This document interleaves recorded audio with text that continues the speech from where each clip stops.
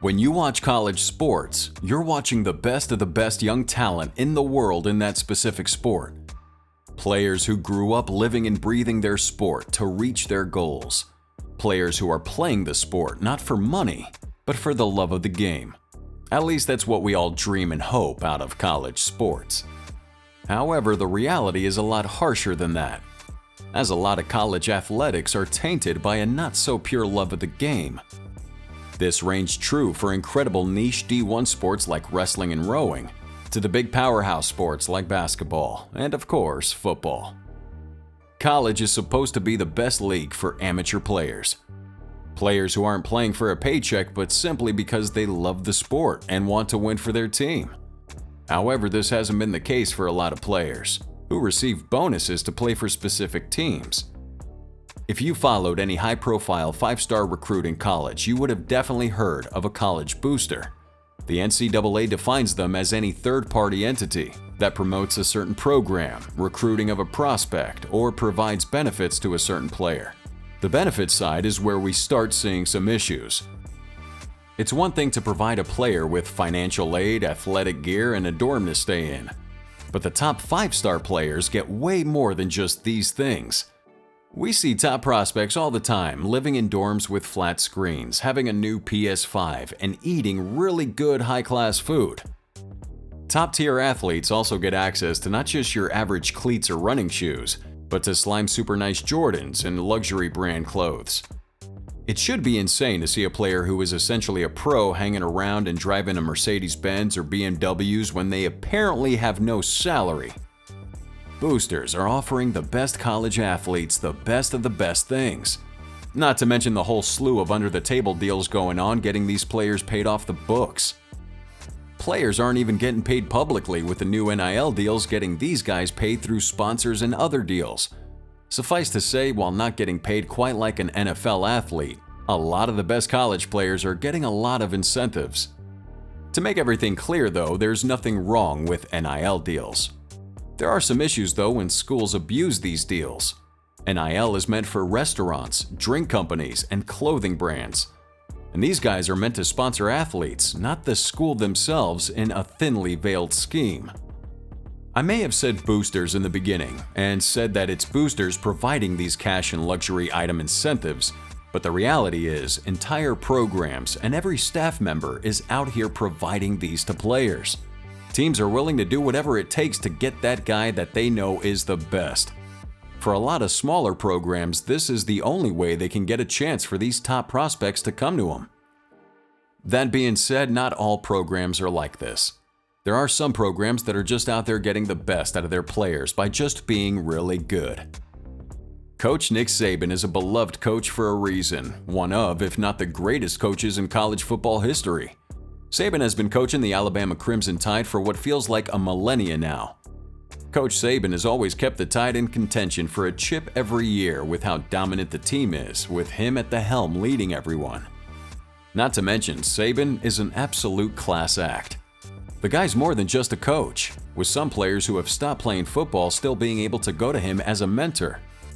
Even if you're a fan of another team in the SEC and are in a heated rivalry with the Alabama Crimson Tide, you still probably love the dude, or at the very least respect them. Outside of championships and winning, this guy just conducts himself in such a respectable manner. And for that, he is truly one of the best. To add to that ever-growing list of why Coach Saban is an absolute boss, he decided to show full well that he doesn't care at all if you take your megastar talents and ego to another campus and program if he and the team won't pay you what you want. This makes a lot of sense for a program as legendary and amazing as Alabama. Nick Saban revealed that he rejected 2 players who were looking for $1.3 million in NIL deals with the school. Basically, these guys said, "Pay us and we'll play for you." To which Nick Saban gave him the big NO and promptly showed him the door. Any player, 5 stars or not, would be lucky to play there. And if you want certain incentives to play there, then another player just as good as you is 100% more willing to go there and take your spot. These guys weren't scrubs either, as the person who asked Saban for the money was apparently representing one of the best cornerbacks in the entire country. First off, Coach Saban is probably rich enough to afford that if he wanted to, as he gets paid what the best coach at college football is expected to get paid. Second, Saban has his pick of cornerbacks. Alabama has literally the best cornerbacks and receivers in the entire nation, who have also proven themselves on the college level, lined up and ready to join Alabama. To quote Nick Saban himself on the situation, he said, "I won't pay a kid a bunch of NIL money before he earns it." And the issues aren't just with the new fresh-faced recruits. Nick addressed the fact that they lost 11 different players to the transfer portal this year, including one starter, and revealed that another player asked for $500,000 and for his girlfriend to get into the Alabama law school and get her tuition fully paid, to which Saban promptly showed these guys the door, and I might add very much deservedly so. Saban and the team themselves didn't mention any names, but you can put two and two together looking at a certain offensive lineman who left the team and transferred to Miami. The players that they lost out on, no matter how good they were, are nothing for the coach and team to lose sleep over.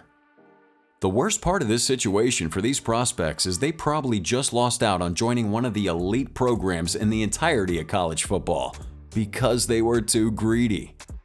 As cheesy as this will probably sound, Saban was offering more than just money at the program. He has the tools to get these players to an elite level more so than any other college program. The prospects probably will get a similar deal to what they wanted at a smaller program looking for any chance at a 5-star recruit. But these guys are probably not going to be able to win many team awards at the college level. Alabama is for players who want to be the best. And in turn, these guys who hustle hard, show out, and sharpen their skills get rewarded with the big NIL deals and incredible hype as an NFL prospect. The $1.3 million they didn't get would be chump change if they succeeded and got drafted into the NFL as a first to third rounder and get the big bucks in the league. I by no means wish for these players' downfall, but at the very least we hope this whole situation gets them thinking to open their eyes. This really speaks to the entire situation that's wrong with the NIL deals players are getting. High school players who are completely unproven on the D1 level are asking for deals that regular NFL players wouldn't get. These guys are expecting too much for being unproven talents. It makes sense for NIL to get players who very much deserve to get paid for their image and likeness, but not by schools only really wanting to advertise with these guys. And of course, we also wish luck onto the entirety of the Alabama Crimson Tide team.